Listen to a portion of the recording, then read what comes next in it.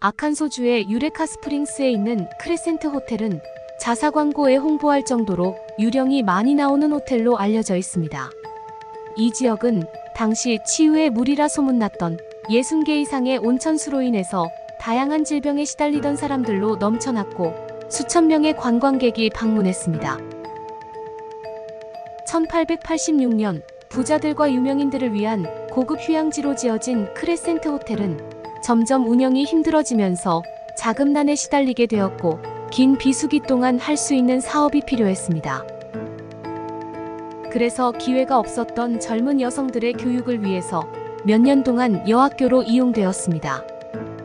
9월부터 다음해 6월까지만 학교로 운영했고 여름 시즌 동안은 호텔로 문을 열었습니다.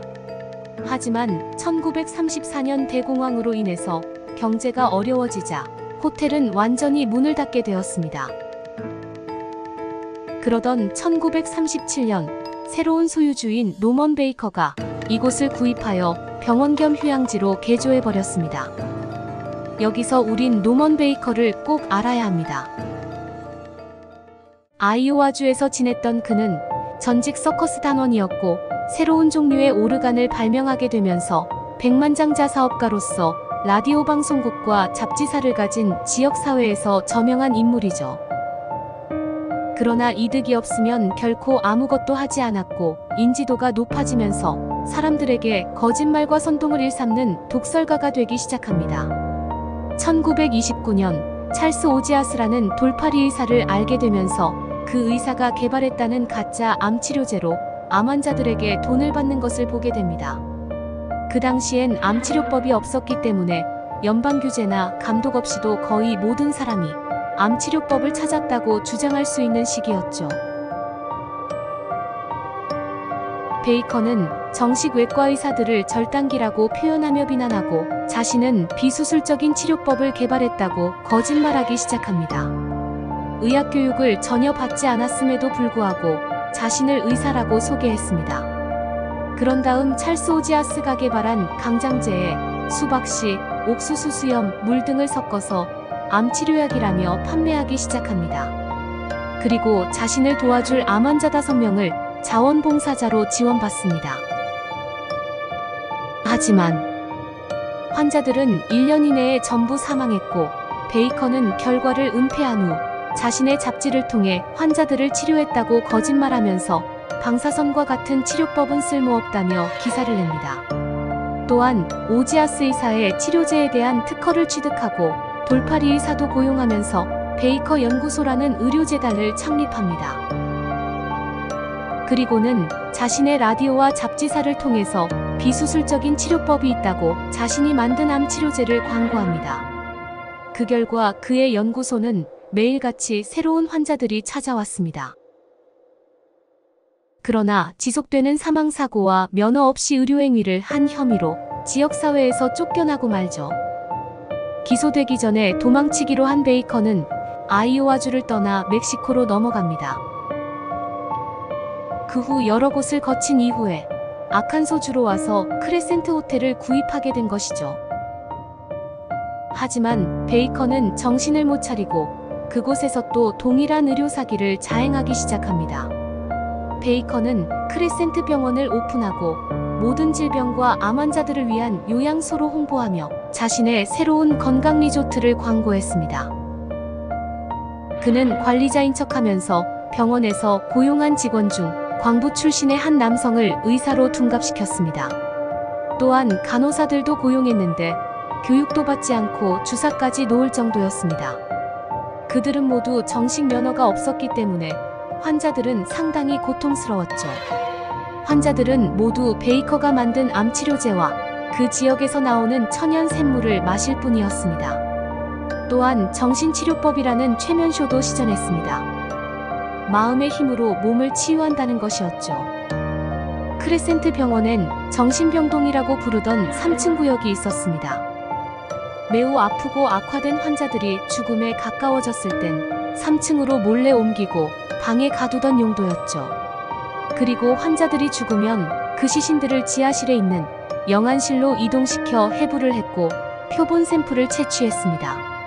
수백 명의 사람들이 이곳을 찾았고 사망했습니다. 모두 합법적인 치료를 받았다면 살 수 있었을 사람들이 그의 치료법을 믿었기 때문에 죽고만 것입니다.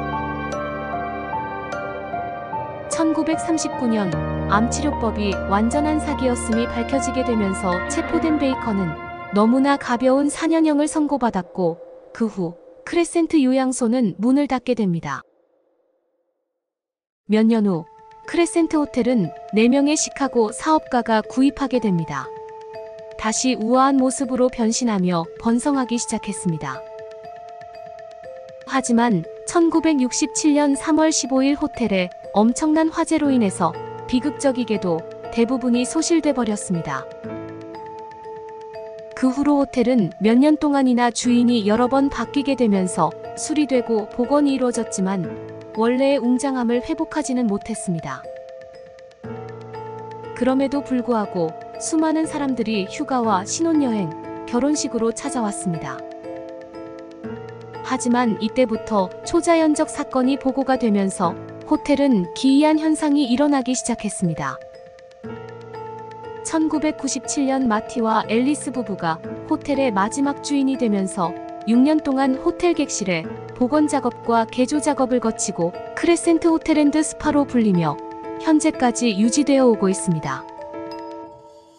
2019년 초 조경 작업을 위해서 굴착기를 사용하던 중 조경 정원사는 이상한 병들을 발굴하게 됩니다.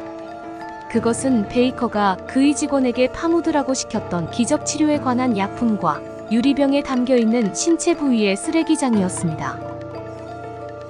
수백 개의 유리병이 해당 부지에 묻혀 있었습니다. 나중에 현장으로 호출된 아칸소 대학 고고학자들은 일부 병에 종양으로 보이는 물질과 알코올에 보존된 조직 샘플이 들어있다는 사실을 발견했습니다. 한때 암치료제로 홍보하고 판매되었던 혼합물도 있었습니다. 또한 고고학자들은 베이커가 환자를 치료하는데 사용했을 것으로 생각되는 오래된 뼈톱을 발견했습니다. 발견된 병과 항아리의 종류만 해도 약 400개 이상이었습니다.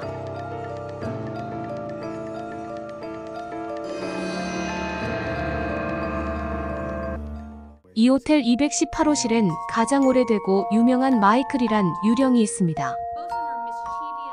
1885년 호텔이 건설될 당시에 일하던 아일랜드 석공 중 한 명이었습니다. 그는 옥상에서 일하던 중 추락해 사망했는데 그가 죽은 바닥이 지금의 218호실입니다. 이 방에서 여자 손님이 혼자 있으면 모든 종류의 일이 일어난다고 합니다.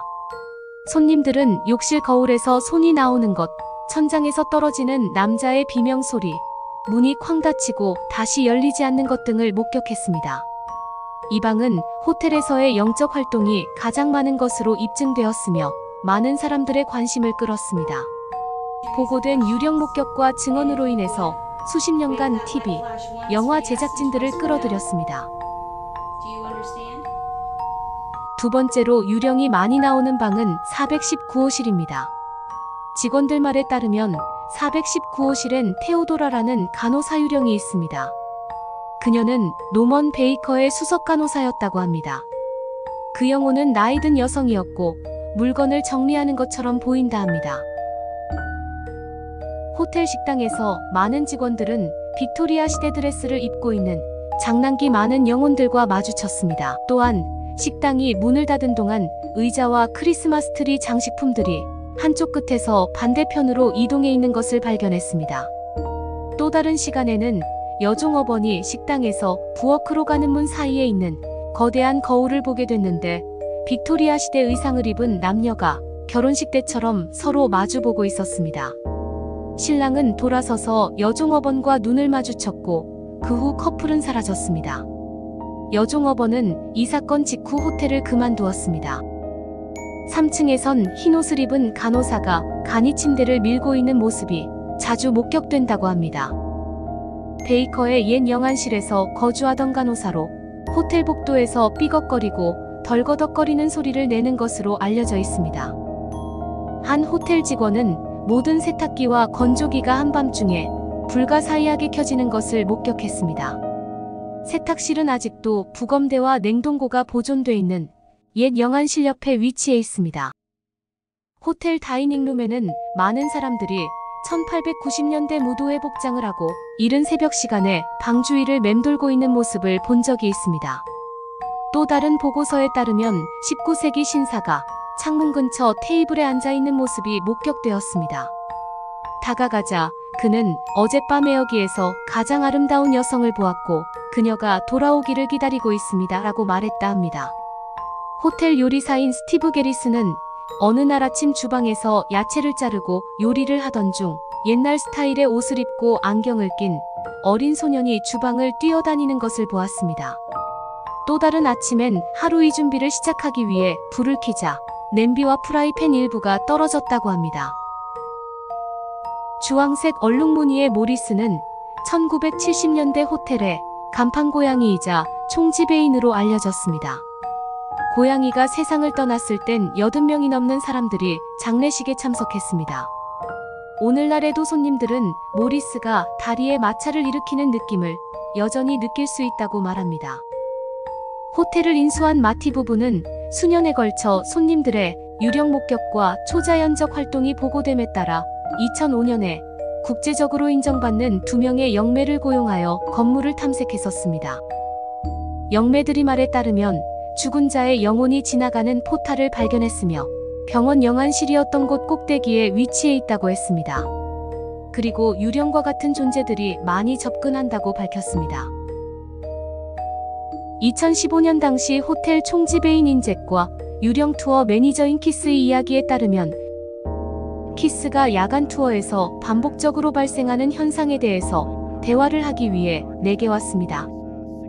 이 현상에는 명확한 이유 없이 같은 투어 지점에서 기절한 여러 손님이 포함되었고 몇몇은 잠깐 기절했습니다.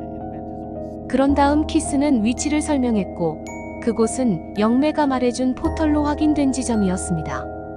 이 현상으로 손님들은 갑자기 얼굴이 창백해지고 벽에 넘어졌다가 기절한 채 미끄러져 내려오는 일이 발생합니다. 기절은 오래 지속되지 않고 회복이 즉각적으로 이루어지지만 이는 초자연적 현상과 호텔의 전설적인 유령의 연관성을 더욱 입증하고 있습니다. 이후로도 많은 손님들이 유령이 나오는 호텔에 예약했고 많은 유령 목격담이 계속해서 쏟아지고 있다 합니다. 크레센트 호텔은 미국에서 유령이 많이 나오는 호텔로 여전히 인기 있는 관광지로 남아있으며 유령 투어도 큰 인기를 끌고 있습니다. 시청해주셔서 감사합니다. 이 영상이 유익하셨다면 구독과 좋아요 눌러주세요.